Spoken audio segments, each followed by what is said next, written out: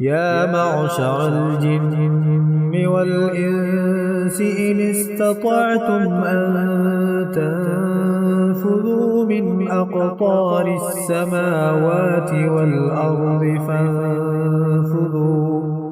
لا تنفذون إلا بسلطان فبأي آلاء ربكما تكذبان يرسل عليكما شواظ من نار ونحاس فلا تنتصران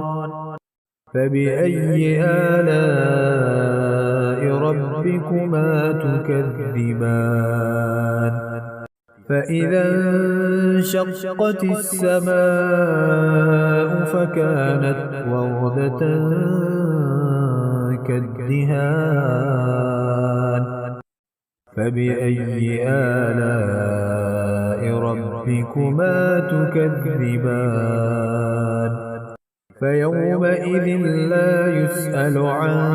ذنبه إنس ولا جان فبأي آلاء ربكما تكذبان